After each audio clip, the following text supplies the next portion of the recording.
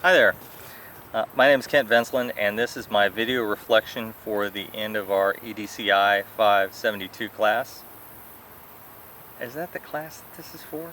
I don't know anymore. My mind is fried.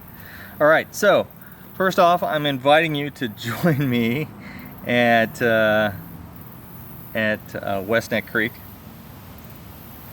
And this is one of my favorite spots in Virginia Beach. It's very calm and soothing. It's a good place to decompress.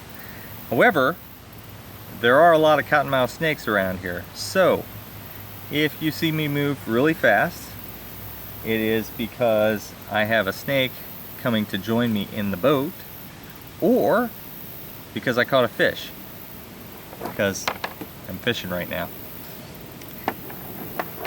So I'm here at the end of another course, trying to reflect on what I've learned in the past couple of months, several weeks, and I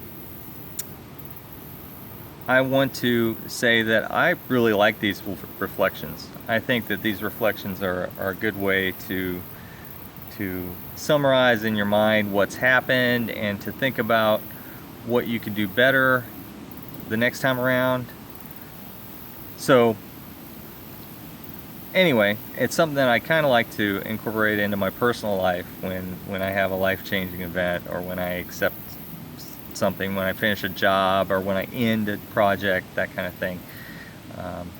I like to think that maybe I should come out here in the kayak and reflect a little bit on it.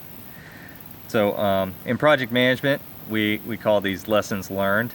So I'm going to attempt to summarize my lessons learned from this class in the next few minutes here.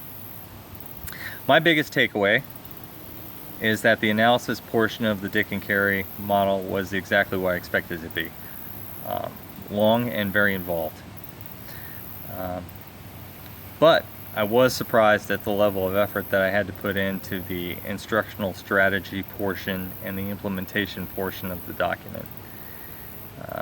I would have thought that I would have been able to knock that out, and it just didn't work out that way. You know, I had an idea in my mind what I was going to do for the training, and every time I put it on paper, I thought to myself, let me change that a little bit.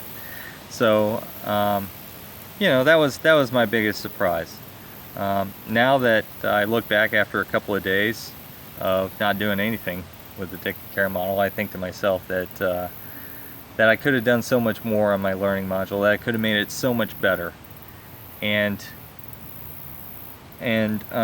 you know, then I have to ask myself, when is good enough good enough? So I think that's something that we're all eventually going to be faced with. When is good enough enough? When do you call it quits? When do you stop? And I think the answer for me is going to be good enough is when I'm willing to put my name on something and to claim credit for it. Not just today, but 6 months from now, or a year from now, or 20 years from now. Having done a lot of work with the Navy and around the Navy, sometimes we get training materials that are 25 years old, and it's funny because the students laugh at them even though they're still relevant today, just because of the production quality most of the time. So you know, something that you produce now for your boss may end up being around 25 years from now. So you want to make sure that what you do is good. So I think that a few of us will be faced, including myself, with a manager or customer that says, hey, you know what? Right now, that's good enough. Put it out there. And we may have to stand up for ourselves and say, no, I don't want to see this piece of junk 25 years from now. You need to give me some more time to work on this before I'll allow you to release it. So that's something that we all need to think about. As far as questions go, my question is going to be, how universally applicable is the Dickinson and Carey model? I think to myself that it probably is pretty much universally applicable, but I'm concerned that maybe it's not.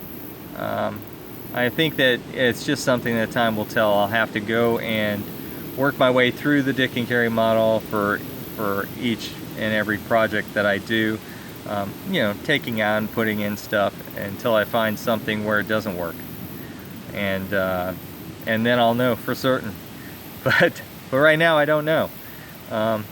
Maybe some of the answers might be that someone might answer that, you know, oh, the Dick and Carey model is not applicable for something you need to put out right away because it's so time consuming.